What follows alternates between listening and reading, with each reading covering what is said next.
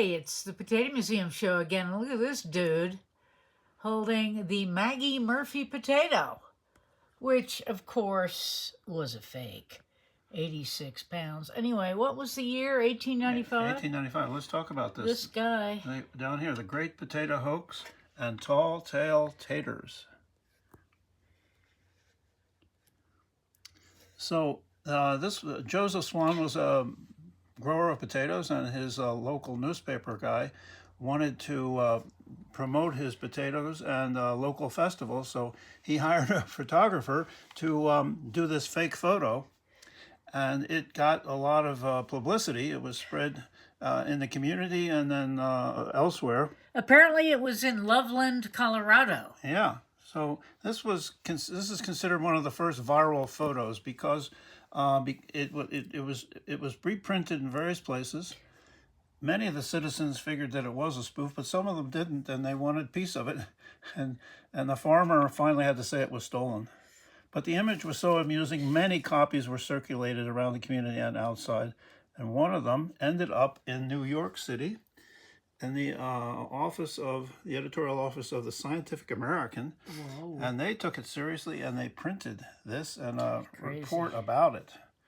And then they realized that it was a hoax, and they printed an apology.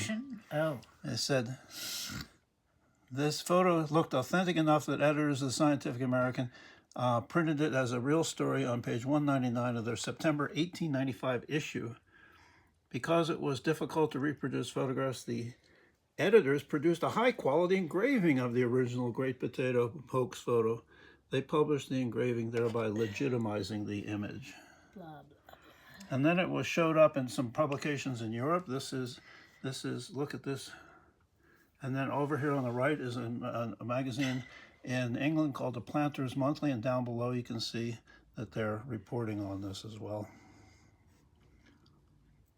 So in 2012, a local theater company in Loveland did a whole play about this whole the great Loveland Potato Hoax, the 19th century tater tale that went viral. Crazy, man. And now it's being studied as one of the original viral photos.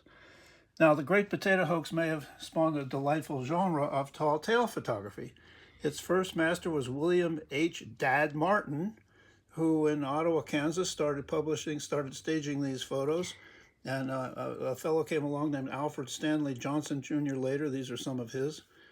Some of these guys. So they partly they were trying to just sell postcards, but what happened was these became so popular that all sorts of variations were done on them. And in this case, you can see here the kind we raised in Brookville, Indiana. Now, these cards started to become seriously. People were starting to send these back east and say, "Hey, come back where we look at how things grow so well." And this is an order form for some of these cards. Freaks. Look at that. Yeah. You can buy freak cards. Freak cards. I can think of a few freaks current day.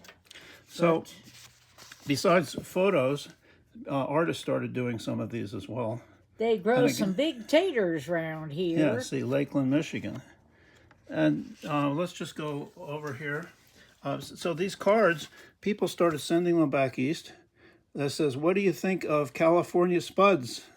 This was being sent back to, where was that? Someplace in Brooklyn. Look, I love that one. With the horse. Yeah. Now, how about this one? This was one of my favorites growing up. Well, I had this over and over. I had this postcard when I was a kid. The kind we raise in Maine. Yeah.